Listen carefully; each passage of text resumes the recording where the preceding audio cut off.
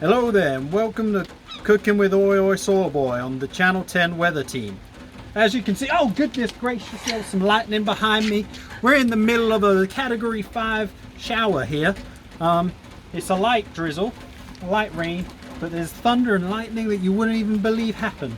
So what I think is probably worth doing is, rather than be out here with the thunder and the lightning and the rain, we go inside and we get cooking, okay? So if you follow me inside, please.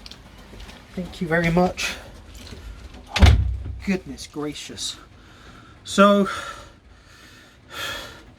what we're going to be making is some buffalo wings and some coleslaw and maybe a cocktail or two to treat ourselves.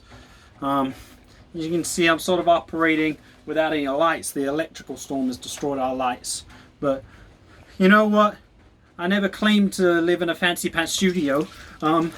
So with that being said, let's get cooking.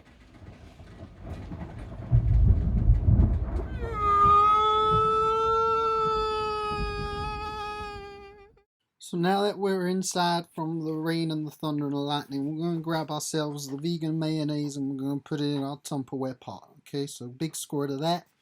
And then we're going to grab our red hot buffalo sauce and we're going to squeeze that in as well, okay? Then just stir it on up until it's all evenly mixed. Great. Now we got some small hunks of seitan that we'd made earlier. For the recipe for this, go on my YouTube channel and you'll see it there. As you can see, I made these in small bits rather than big hunks so that they could be eaten as little, you know, you can eat it easy. Okay, great. So add that to the sauce, put the lid on, and then just sort of toss it slowly to make sure that all of the sauce is covering all of the seitan in the pot. This may take a little while and you may want to sort of add more salts if you haven't done enough, but luckily in my case it's worked perfectly the first time round. Great. So pop that to one side and then the next step. Now I'm using a food processor for this, but you can use your hands. Essentially we're going to be mixing some olive oil, we're going to be mixing some cider vinegar, and we're going to be mixing some Dijon mustard. This is the dressing for the slaw that we're making. As you can see, I'm using the sort of chopper part of my food processor, and that's going to mix it all up for me. So if I just transport this over onto the power of the blender, and we switch it on, and you'll see it will just mix up into like a nice frothy emulsion, like a dressing. Great. Now we're going to remove the blade aspect of it because we don't want to chop things up too much, and we're going to put on this little grater attachment, which is handy. Once we've done that, we're going to grab 2 carrots and we're going to feed them in, and then we're going to blend them. It's very satisfying, as you can see. They disappear forever. Then we need some spring onions or some scallions, and we'll put them in as well. These are kind of a nice, they're not as spicy as raw white onion or brown onion. And then we're going to add some red cabbage as well. Great. Now that's done, you just take it off, make sure to remove all the blades and the graters and stuff, and just give it a stir. Make sure that all of the slaw is evenly dispersed and covered in that nice dressing that was at the bottom. Great. Delicious. Now we're going to grab our baking tray, or I'm using this glass pan thing, and we're going to be grabbing the seitan hunks that are all marinated in the sauce now.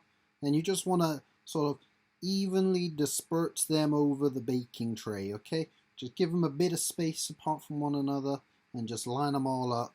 And then we'll just pop them in the oven. I did mine about 200 degrees Celsius for maybe 15-20 minutes or so. Just keep an eye on it, really. In the meantime, let's make ourselves a cocktail. So we're going to be going for some demerara sugar, and we're going to add to this some hot water as well. This is our sugar syrup. So it's about 1 part sugar, 1 part hot water. So it's 50-50.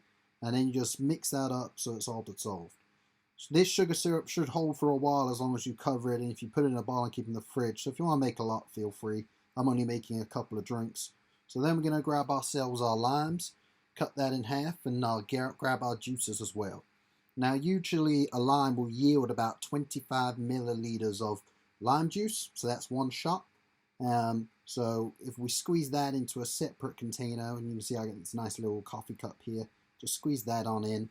You can see it all pours out pretty easily. And then we're going to do the same thing again, but with our second lime. Okay.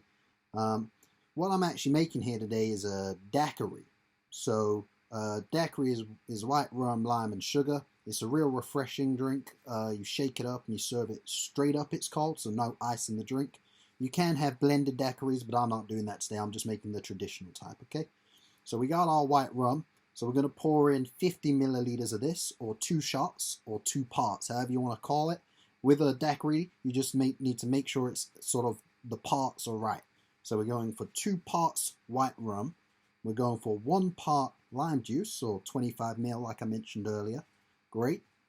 And then we're going to go for about sort of half a part of sugar syrup, so between 15 and 20 milliliters of sugar syrup, okay?